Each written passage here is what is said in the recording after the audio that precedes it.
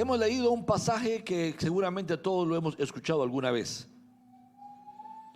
Así dice Jehová Dios: no se alabe el sabio en su sabiduría, ni en su valentía se alabe el valiente, ni el rico se alabe en sus riquezas. Mas alábese en esto el que se hubiere de alabar, en entenderme y conocerme, que yo soy Jehová, que hago misericordia y juicio. Dos lados, ¿no?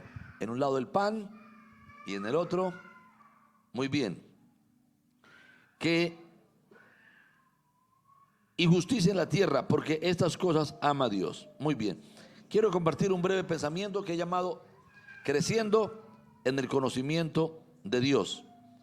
Muchas personas han establecido su identidad en diferentes cosas. Número uno, en adquirir conocimiento. Pasan su vida haciendo un curso, otro curso, ya hicieron su universidad, el pregrado, luego quieren hacer un magíster, luego un doctorado, luego un postdoctorado y quieren seguir estudiando. ¿Sí? Tienen más títulos que un libro. Pero al pasar el tiempo descubren que lo que la Biblia dice es verdad. Dice Eclesiastés capítulo 12 en el versículo 12: ahora, hijo mío, a más de esto sea amonestado. No hay fin de hacer muchos libros, y el mucho estudio es fatiga de la carne. Estamos en una época donde hay mucha ciencia, pero un ser humano, aunque tenga mucha ciencia en su corazón, en su conocimiento, si no tiene a Dios, está vacío. ¿Por qué razón? Porque el mucho conocimiento no satisface el corazón del hombre. La historia nos muestra cantidad de hombres eruditos en cuestiones terrenales, científicas, suicidándose, perdidos.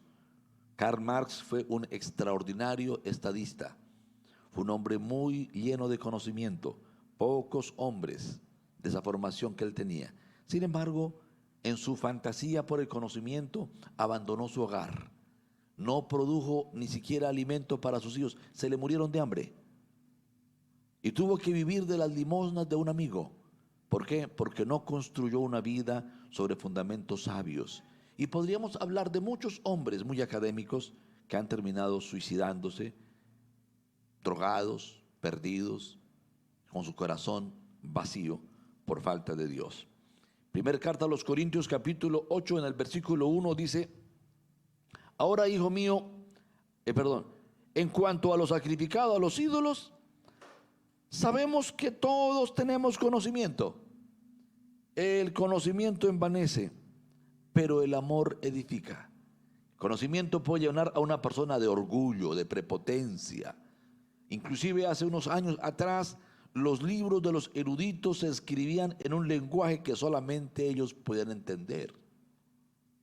Escondían su conocimiento detrás de palabras técnicas, detrás de una forma de discurso para que nadie la pudiera entender.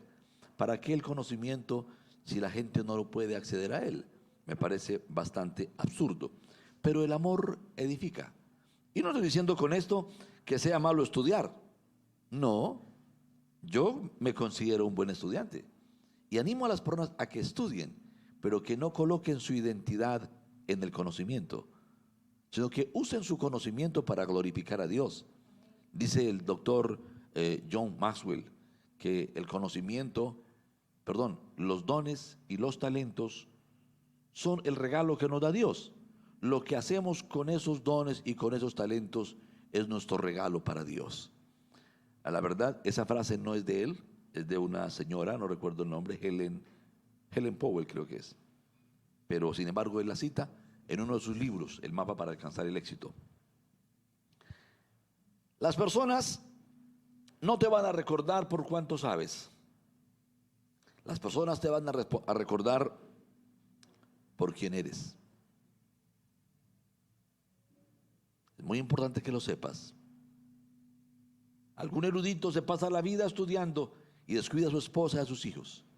Lo van a recordar como un padre que abandonó su hogar, como un padre que no tuvo equilibrio, que no supo tomar tiempo para amar a sus hijos, para escucharlos y acompañarlos. Otros amparan en la valentía. Hoy no tenemos mucho que hablar de la valentía, no tenemos muchos héroes. Pero antiguamente ustedes conocieron el cantar del mío Cid, por ejemplo, ¿no? Un cántico español, donde se heroiza la valentía y el honor de los guerreros. Hoy tenemos los medallistas, hoy tenemos los hombres que alcanzan su identidad en los logros, en los logros. Queremos recordar, la vanidad del hombre siempre nos lleva a colocar ese tipo de valentía. Ahora bien, yo quiero decirles una cosa muy diferente, es esta valentía de la cual habla Jeremías, que es los logros que se obtienen por la fuerza, ¿verdad?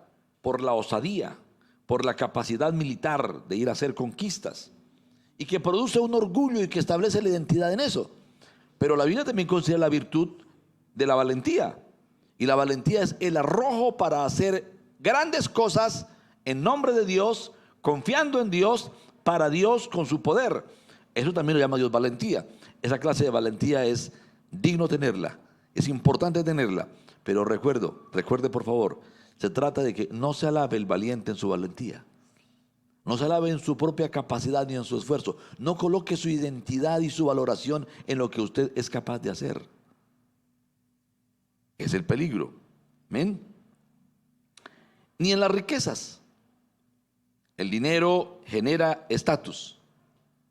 El dinero puede darle poder a una persona, comodidad. Y algunos sienten orgullo de haberlas conseguido y de ostentarlas. El texto que estamos leyendo es claro. No se alaben en esto, es decir, no construyan su autoestima, su valor en esto. Pero si en algo se pueden alabar y sentirse dignos es, número uno, en entender a Dios. Alábese en esto el que se hubiera de alabar, en entenderme, número uno. Número dos, en conocerme y saber que yo soy Dios que hace misericordia, justicia y juicio en la tierra, porque esto es lo que yo quiero, dice Dios. Entonces vamos a trabajar esta mañana de manera breve en entender a Dios. Vamos a tratar de avanzar en discurrir en este versículo. Entender a Dios. ¿Cómo entender a Dios? ¿Cómo entender a Dios? Es imposible ser entendido. El apóstol Pablo dijo que su entendimiento no cabe en nuestra mente. En nuestro entendimiento no cabe. No, él no cabe, su amor no cabe en nuestro entendimiento. No lo podemos entender. A Dios lo conocemos en la medida en que Él mismo se revela. Solamente en la medida que Él nos conceda en su misericordia conocerlo, lo podremos conocer. Sin embargo, está al alcance de todos. Todos tenemos un nivel de misericordia y todos tenemos una invitación para conocerlo más. Y debemos dar ciertos pasos para conocer a Dios. Y podemos conocerlo. ¿Quién de ustedes quisiera conocer a Dios más de cerca? Levante la mano. Muy bien. Durante esta semana usted mismo se va a hacer la prueba si es verdad que usted tiene interés en conocerle más. Hace unos años leí la historia de un hombre llamado Mediocrio y le escribía a su amada Cachirula y le decía en su carta más o menos, palabras más, palabras menos: mi muy amada Cachirula, dedico estos instantes para trasladar mi corazón hasta ti y expresarte desde lo más hondo de mis entrañas mis sentimientos. Tú sabes que gustosamente atravesaría nadando el océano Atlántico para que al culminar mi faena solamente pueda contemplar el brillo de tus ojos por un instante. Subiría el monte Everest gustosamente, sin sentir fatiga, sabiendo que el premio recibido al llegar a la cumbre sería solamente tocar el tibio roce de tus manos. Postdata: el domingo por la tarde, si no llueve, pasaré a visitarte. Atentamente, Mediocrio. Hay algunos que presumen poéticamente ante Dios, pero a la hora de conocerlo no tienen interés de conocerlo. Por eso dije, esta semana tú mismo serás tu tester, tu probador, si realmente tienes interés en conocerle. Porque podemos decir, sí, yo quiero conocer a Dios, pero finalmente no queremos conocerle. Estamos satisfechos con que Él apague nuestros incendios. Señor, sana a mi hijo, sana a mi esposo, restaura mi economía, dame un empleo. Él apague mis incendios, Él intervenga, y sabemos que Él existe. Pero es muy diferente conocer su misericordia y su favor que conocerlo a Él. Conocer a Dios es otra cosa diferente. Es poder distinguir su fragancia cuando llegamos a un lugar y sabemos que Él está visitando ese lugar, y poder conocer su perfume de los distintos perfumes. Es poder saber que Él está en un transporte público y sobrecogernos de reverencia porque sentimos que Él está allí. Es poderlo conocer donde Él esté, aunque no lo estemos viendo. Es conocer sus palabras, sus caminos. Es un tema diferente. Y este mes queremos adentrarnos un poquito en el tema del conocimiento del Señor. Muy bien, a Dios no se le puede entender con nuestros razonamientos humanos. No es a partir de la filosofía que el ser humano conocerá a Dios, como algunos han creído. La iglesia fue helenizada en el segundo siglo. La iglesia cometió su primer error cuando comenzó a permitir que su pensamiento fuera influenciado por lo que llamamos los padres de la iglesia. Y comenzaron a buscar entender a Dios a través de la filosofía, cuando los primeros lo conocieron a través del bautismo del Espíritu Santo. Y lo experimentaron y supieron su santidad y supieron su celo porque su voz les hablaba. Pero cometieron un grave error. Ahora dice en Isaías capítulo 55, versículo 9: como son más altos los cielos que la tierra, así son mis caminos más altos que vuestros caminos, y mis pensamientos más que vuestros pensamientos. Oh, qué cosa tan impresionante, ¿verdad? Como son más altos los cielos que la tierra, así son mis caminos más altos que vuestros caminos, y mis pensamientos más que vuestros pensamientos. Los caminos de Dios y los pensamientos de Dios son tan sublimes y tan elevados que no los podemos entender con nuestros propios razonamientos. Necesitamos de la intervención del Espíritu Santo iluminándonos, enseñándonos, instruyéndonos, mostrándonos quién es Él.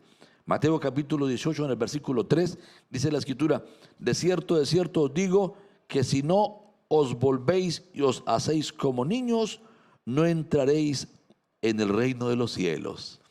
Esta es una gran puerta. Mateo capítulo 18 versículo 3. Es una gran puerta para incursionar en el tema del conocimiento de Dios como un niño.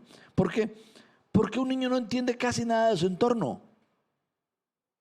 Un niño no entiende cómo nació. Un niño no entiende por qué razón a este caballero le dice papá y a esta dama le dice mamá. Él no entiende,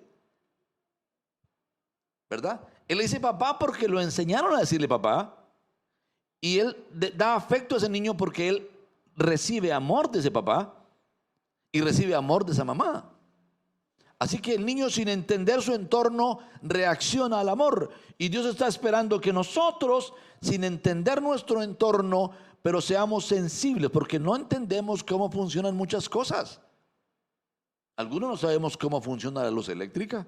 Solamente abrimos un botoncito y encendió, conectamos allá en el enchufe y se recargó el celular, funcionaron los equipos, pero no sabemos cómo llegó ni cómo el proceso.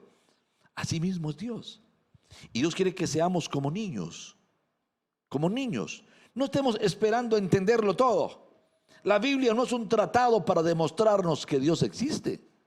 En ningún lugar de la Biblia Dios busca convencernos de que Él existe. El sentido natural, el sentido común nos muestra de que Él es Dios. La infinitud de las cosas. En Romanos capítulo 1 dice: porque lo que de Dios se conoce les es manifiesto, pues Dios se los manifestó. Porque las cosas invisibles de Él, su eterno poder y su condición divina, les han sido manifiestos, siendo entendidos a través de las cosas hechas. Cualquiera pregunta: ¿qué fue primero, el huevo o la gallina? La gallina, dice ella, pero no hay gallina sin huevos. La gallina nace de un huevo y el huevo viene a una gallina. Entonces hay una línea infinita hacia atrás, y hacia atrás tenemos que encontrarnos con que alguien creó el huevo o alguien creó la gallina, porque no puede aparecer una gallina por generación espontánea. Así que es tan elemental entender que hay un principio universal de las cosas y que ese principio es Dios. Es tan sencillo. Y si meditáramos más, encontraríamos mucho más en la creación. Entonces el texto dice que el mismo sentido natural nos habla de Dios. Pero Dios quiere que crezcamos en el conocimiento de Él, ¿no? Juan capítulo 4, versículo 24, está hablando Jesús con la samaritana, pero nos da una revelación impresionante. Y dice, Dios es espíritu. O sea, Dios no es de carne y hueso. Dios no está supeditado a las circunstancias terrenales como el hombre, ¿no? Al frío, al calor, a la ley de la gravedad, a diferentes leyes como las que conocemos aquí físicas, ¿no? Y los que le adoran en espíritu y en verdad es necesario que adoren. ¿Por qué es necesario? Porque es a través de nuestro espíritu que conocemos a Dios.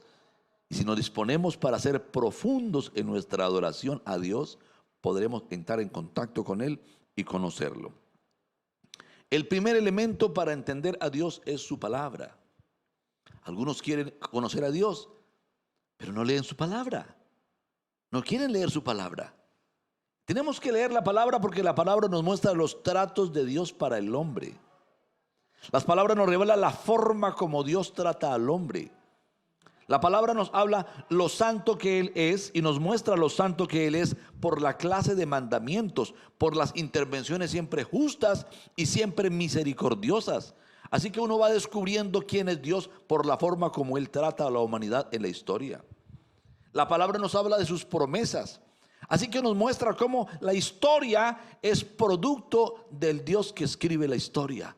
Dios escribe la historia por anticipado. Y nos habla por anticipado de lo que va a hacer. Y nos anuncia lo que viene para que conozcamos que ese Dios tiene una presciencia, un previo conocimiento, que conoce hasta nuestros suspiros, mucho antes de que suspiremos.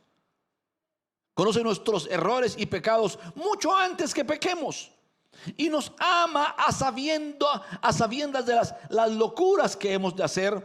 Nos ama, nos compró con su sangre, mandó a su Hijo, nos redimió sabiendo por anticipado nuestros errores. Así cuando meditamos en su palabra, realmente meditar en ella, nos sobrecoge comprender que Dios, oiga, Dios me conoce y me ama a pesar de conocerme. Y queda uno absorto ante su amor. Queda uno totalmente conmovido.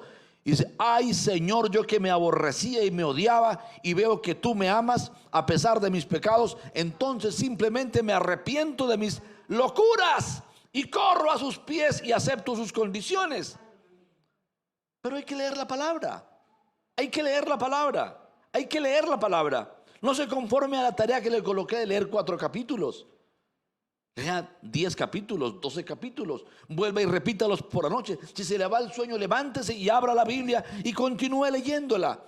Y si es menester, póngase de rodillas y dígale, Dios, abre mi entendimiento para entender tu santa palabra.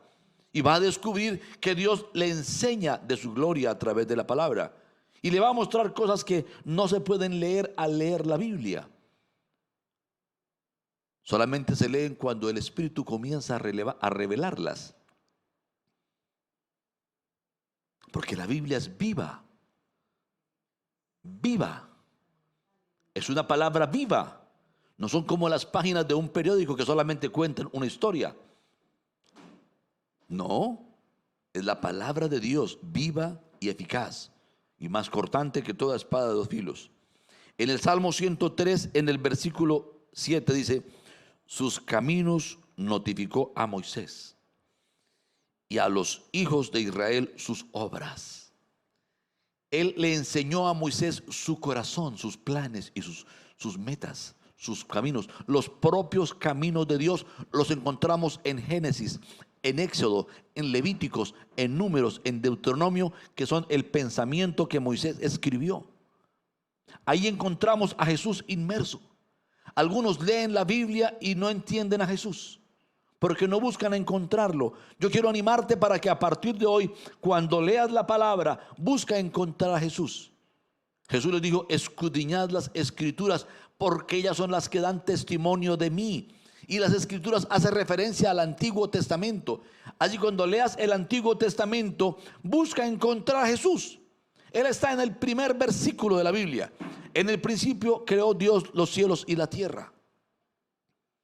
Y comienza a escribir, ¿no?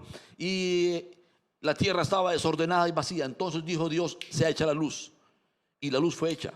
Y Dios creó tal cosa y comienza a hablar de la creación. Y Juan capítulo 1, en el versículo 1, dice, en el principio era el verbo. Y el verbo era Dios y el verbo era con Dios.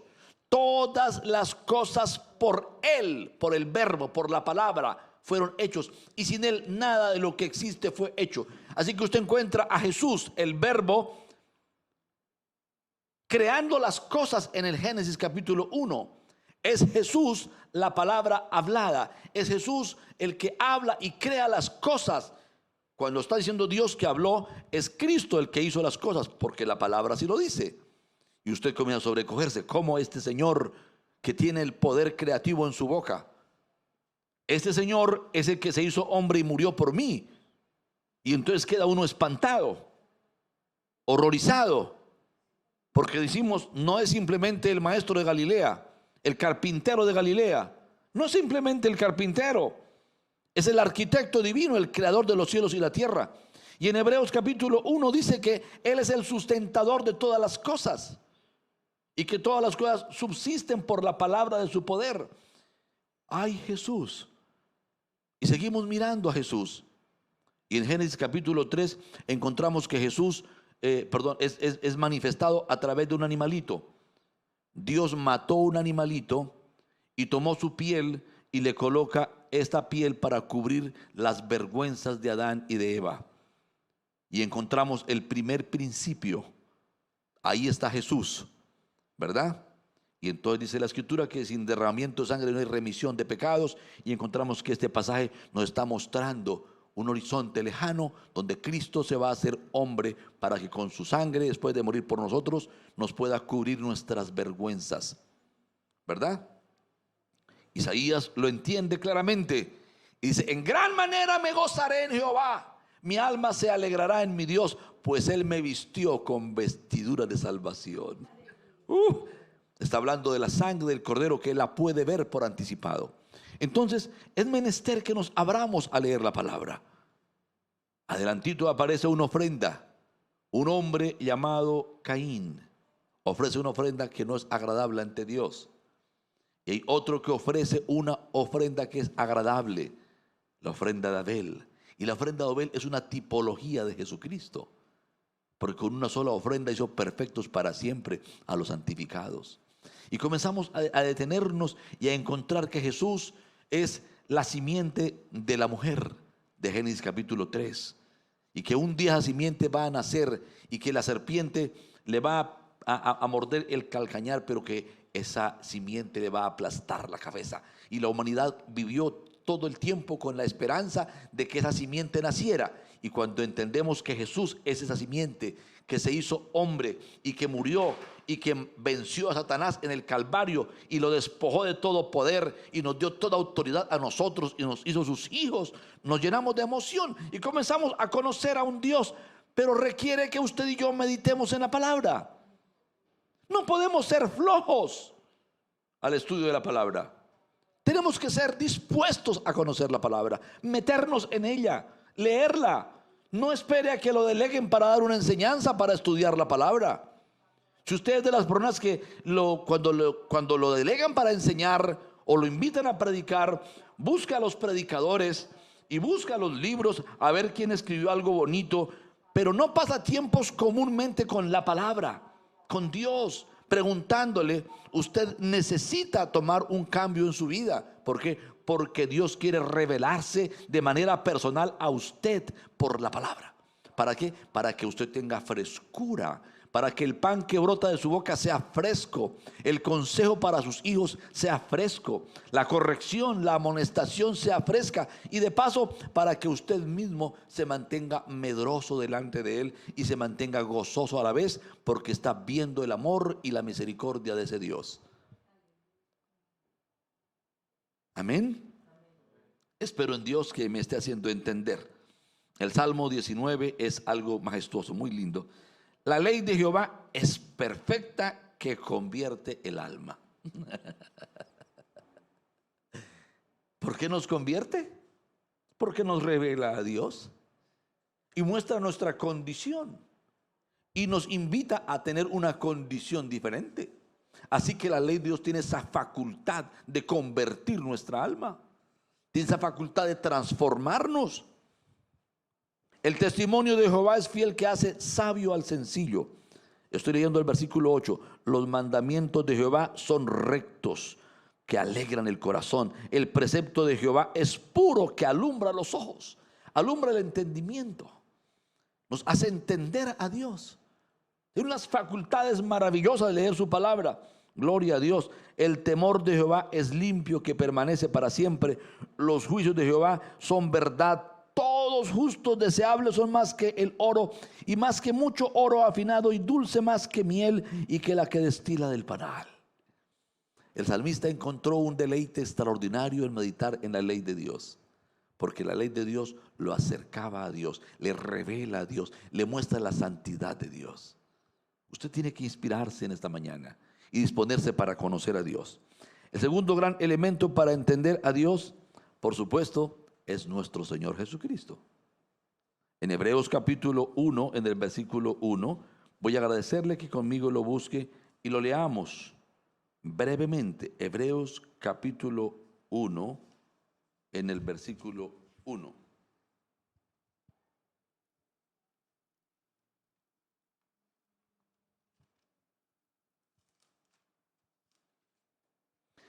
Dios, habiendo hablado a muchas veces y de muchas maneras en otro tiempo a los padres por los profetas, en estos postreros días nos ha hablado por el Hijo, a quien constituyó heredero de todo y por quien asimismo hizo el universo.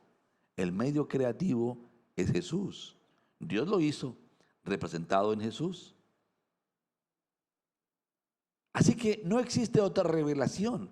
En San Juan, en el capítulo 14, estaba hablando Jesús y hablando con sus discípulos, le dice: no se turbe vuestro corazón. ¿Creéis en Dios? Creed también en mí. En la casa de mi Padre muchas moradas hay. Voy pues a preparar lugar para vosotros, para que donde yo esté, vosotros también estéis.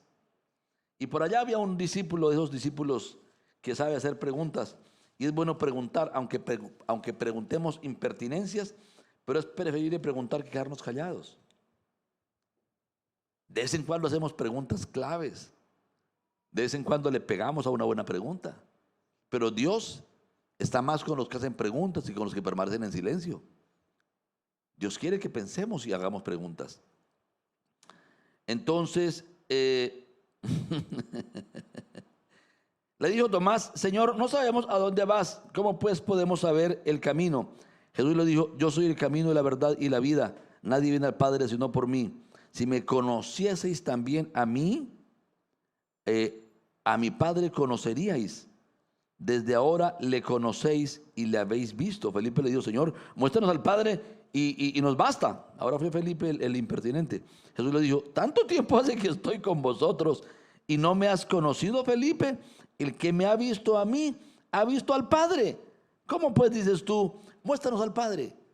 Jesús es la revelación del Padre. Deberíamos estar devorando los salmos todos los días, mirando cómo hace Jesús, cómo maneja Jesús los asuntos, cómo vive, porque Él es la mayor revelación del Padre. Y está ahí escrito en su biografía cómo es el Padre al ver a Jesús.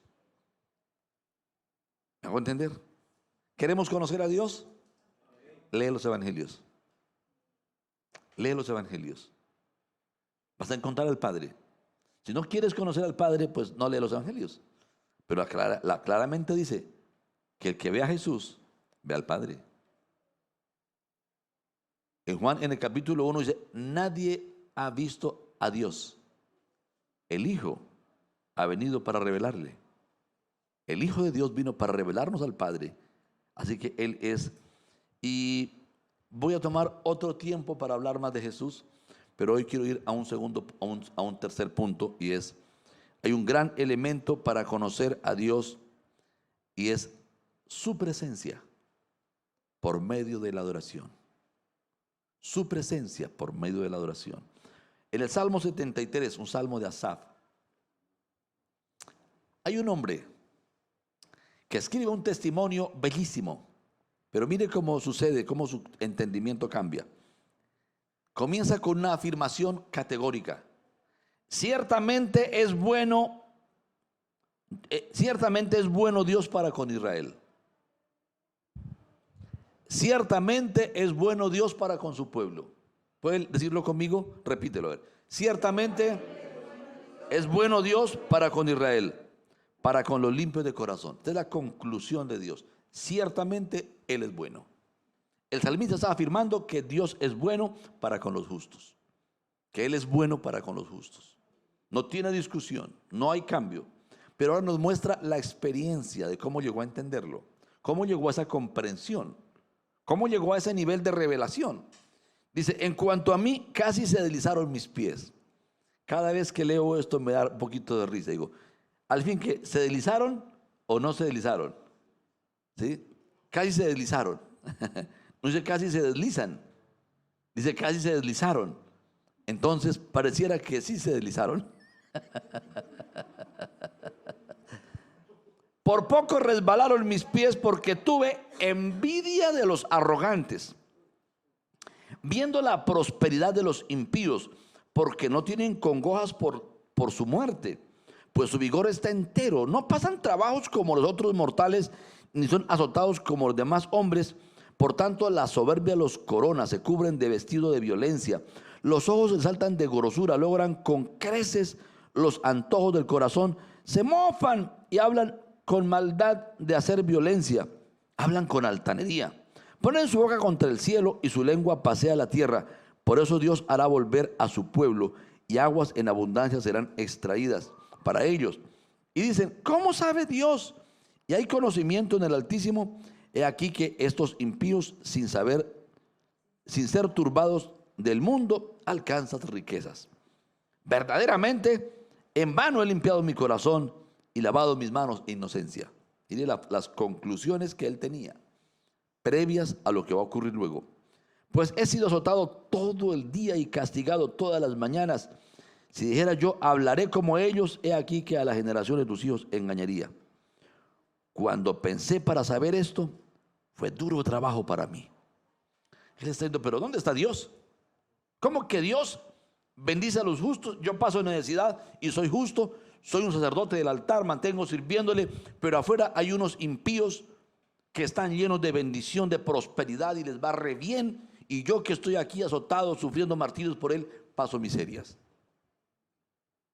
Y él no conocía a Dios, él no comprendía a Dios. Él sabía de un Dios y le cantaba, era ministro del santuario, pero había unas dimensiones donde le era escaso el conocimiento de Dios. Y dice, hasta que entrando en el santuario de Dios, comprendí el fin de ellos. ¿Cuándo fue? Cuando entró al santuario, cuando se expuso a la presencia de Dios, cuando vino y comenzó a adorar, y la chequiná de Dios lo cubrió, y le comenzó a dar entendimiento a su corazón, y le comenzó a iluminar su espíritu. Por eso dije, la presencia de Dios por medio de la adoración es un lugar donde muchas cosas son aclaradas cuando venimos con un corazón abierto. Ciertamente los has puesto en deslizaderos, en asolamiento los harás caer. ¿Cómo han sido asolados de repente? Perecieron, se consumieron de terrores, como sueño del que despierta. Así, Señor, cuando despertares, menospreciarás su apariencia. Se llenó de amargura mi alma y en mi corazón sentía punzadas. Este hombre llegó a sentir amargura por la envidia, punzadas por ver lo difícil de su vida en comparación con ellos. Pero cuando entró al santuario, entendió, comprendió.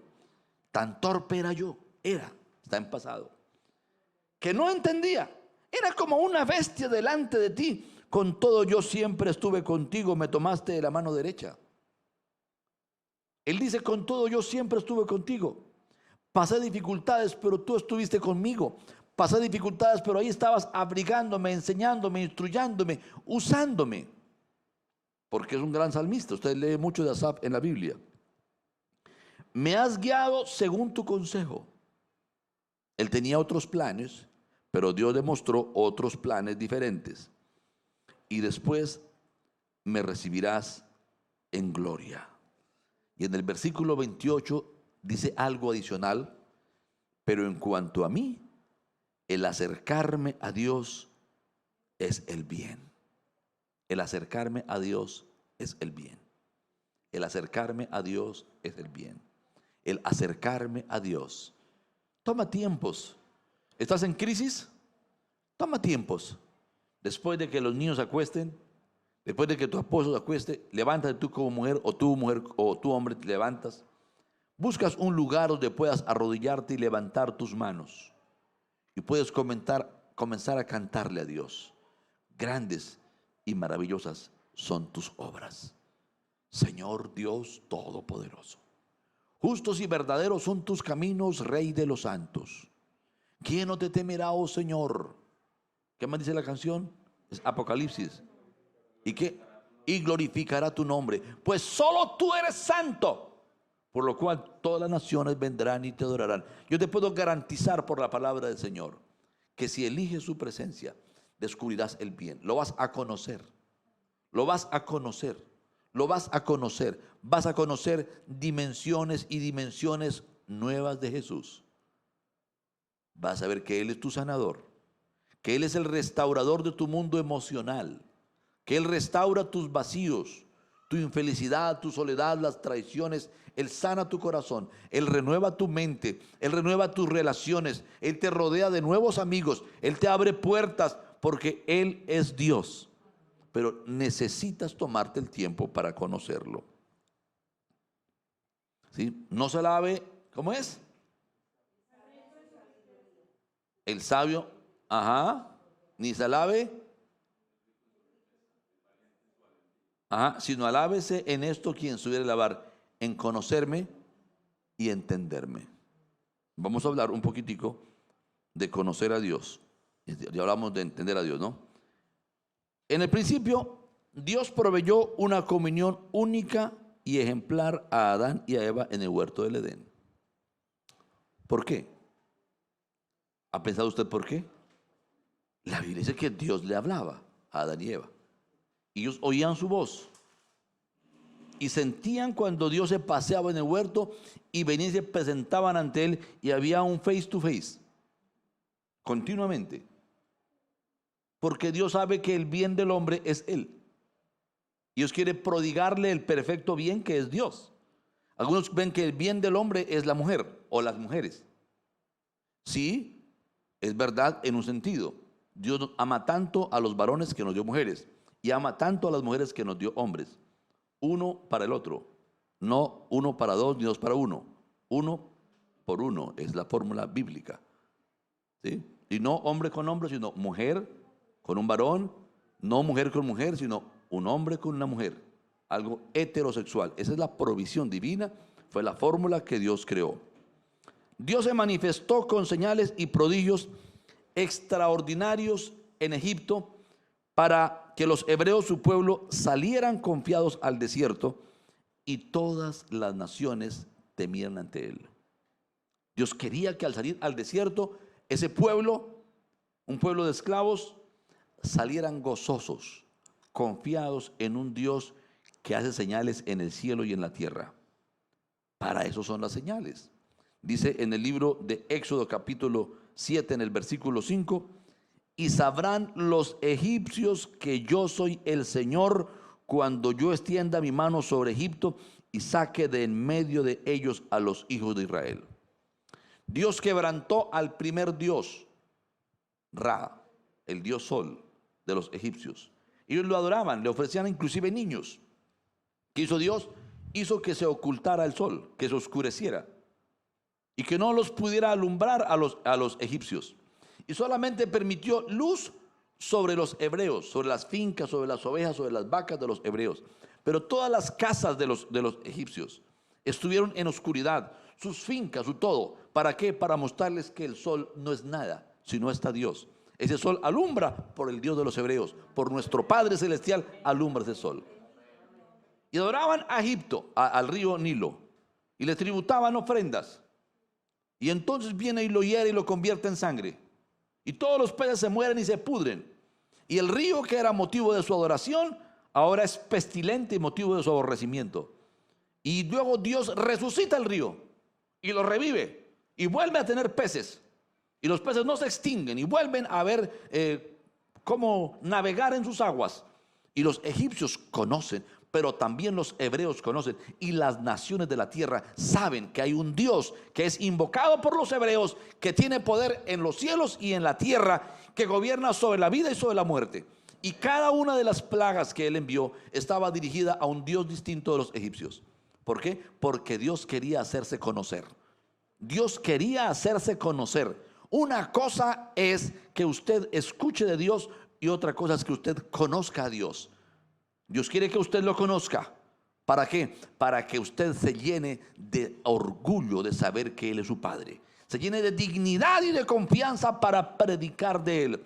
Pero también se llene de temor y reverencia para anunciar sus juicios venideros. Porque si son ciertas sus obras, también son ciertas sus promesas y también son ciertas sus advertencias solemnes. ¿Me hago entender? Espero en Dios que sí, que no está hablándoles hoy un lenguaje muy enredado. Dios atrajo a su cercanía a hombres como Noé, a hombres como Abraham, a hombres como Jacob, nuestros patriarcas. ¿Para qué los atrajo? Para revelarse a Él, para enseñarles caminos justos. Su presencia santifica. La presencia de Dios transforma al hombre. El hombre se sobrecoge en su pequeñez y en su maldad cuando se encuentra con Dios. Dios causó esa afectación profunda en hombres como ellos. ¿Para qué? Para que ellos vinieran y lo contaran a sus hijos, y sus hijos a sus hijos y a los hijos de sus hijos, y por generaciones supieran que hay un Dios y hubiera temor de Dios en ellos. Una cosa es que le hablen a uno de Dios, otra cosa es que Dios le hable a uno. Es muy diferente. Es muy diferente cuando Dios mismo nos habla y toda nuestra fortaleza se deslíe, se deshace como el hielo ante el sol, como la neblina ante el sol. Nuestro orgullo desaparece y no hay lugar donde esconderse. ¿Por qué? Porque la majestad de Dios es temible, es muy grande. Él quiere que lo conozcamos. Y Dios nos insta a interesarnos en conocerlo de manera personal. En el Salmo 105, en el versículo 4, dice la Escritura: buscad a Jehová y su poder, buscad siempre su rostro. No dice buscad el favor de Dios. Dice, venga y ruegue por todos los problemas. Sí, también lo dice en otros textos, pero en este pasaje hay una invitación. El salmista está instándonos: buscad a Jehová y su poder, buscad siempre su rostro, buscad su presencia. Yo les he hablado de un hombre que a mí me conmueve, Moisés. Un hombre realmente grande como Moisés. Un hombre en una época donde había una ignorancia muy grande respecto de Dios, porque no había ni un solo libro de la Biblia escrito cuando Moisés vivía. Moisés hizo una investigación a través de la tradición de los padres, y una tradición que era oral la escribió en el libro de Génesis.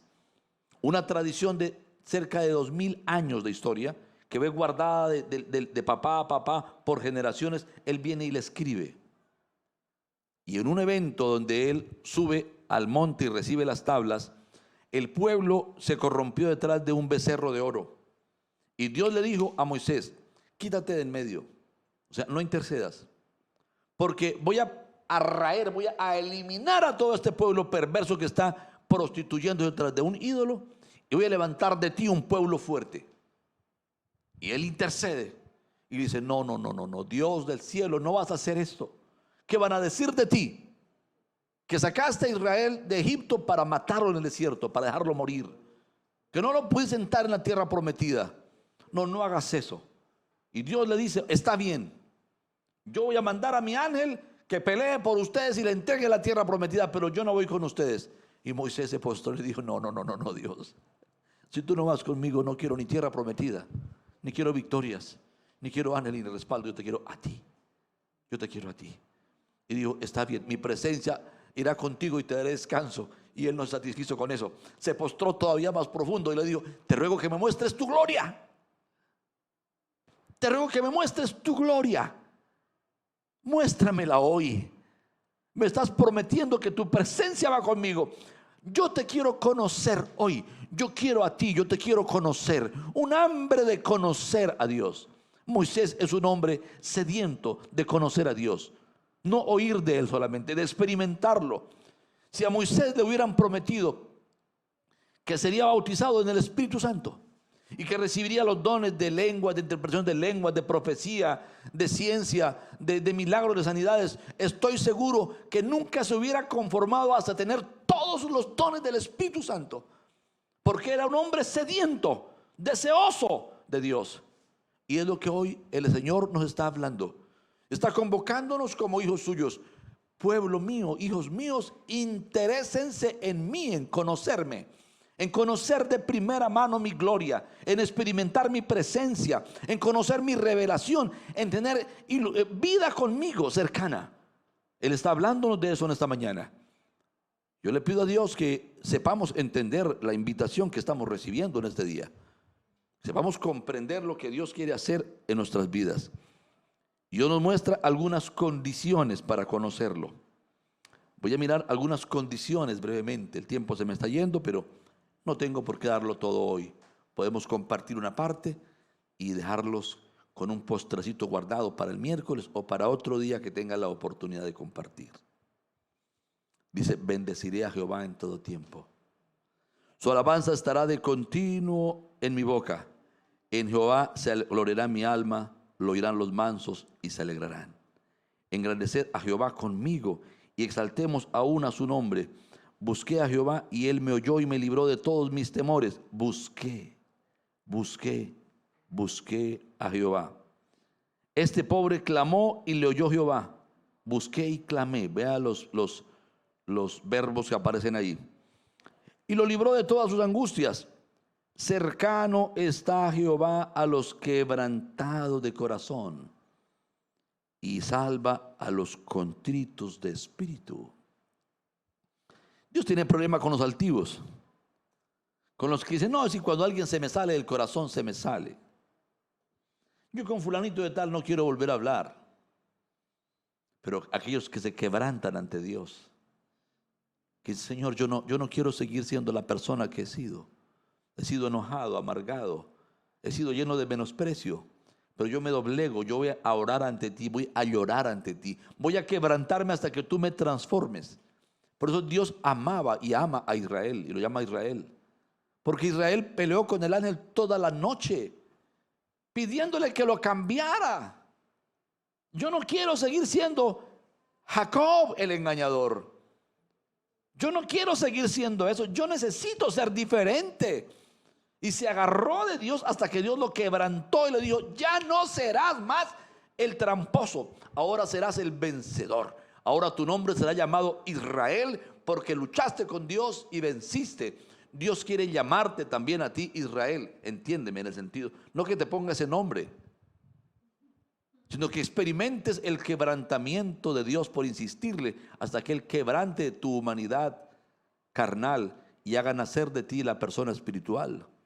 Hasta que se mueran los complejos, el egoísmo, el amor al dinero y todas las demás apegos terrenales, el amor al placer, el orgullo, la soberbia, la altivez, los deseos de fama, y podamos tener su presencia como el tesoro más grande, como el verdadero tesoro, el tesoro genuino que es Él. Entonces, amados, queridos, es tiempo de buscar a Dios. En el Salmo 25 vamos a leer el versículo 14, dice: la comunión íntima de Jehová es con los que le temen, y a ellos hará conocer su pacto. Él quiere darle una comunidad íntima a aquel hombre que le teme, a aquella mujer que lo teme, que le teme, que sabe que Él está presente en todo lugar, y en todo lugar guarda sus pensamientos, en todo lugar guarda sus miradas, en todo lugar guarda sus actitudes, sus reacciones. Hay algunos que se olvidan de que está viendo y son groseros con todo el mundo, con la esposa, con la mamá, con el señor del taxi, con el vigilante. En todo lugar arman tropel y pelea, y en todo lugar están mostrando inconformidad porque no temen a Dios. No temen a Dios. no temen a Dios. No temen a Dios. La Biblia dice que no le neguemos nuestra casa a nadie, que seamos hospedadores, porque algunos sin saberlo hospedaron ángeles. El temor a Dios hace que tengamos un buen espíritu para con el necesitado. Una buena actitud. A mí me encanta la Biblia. Me encanta Abraham. Llegaron 3 hombres a su casa en el encinar de Mamre. 3 hombres. Y él sospechó y dijo, ¿y a la vuelta de que sea Dios? Y corrió y se postró ante Señor. Ellos no le han dicho quién era él. Señor, te ruego que no pases de mi casa sin darte una ofrenda. Y corrió donde la esposa. Dijo, coloque por favor unas tortillas a asar debajo del rescoldo. Y buscó un siervo. Dijo, hágame el favor y me arregla este corderito. Y buscó uno que fuera perfecto para sacrificarlo. Y lo trajo y lo preparó. Y se los brindó. Y le dijo, Jehová. Y Jehová recibió la ofrenda y fue como bocado fresco a su boca y comió de él.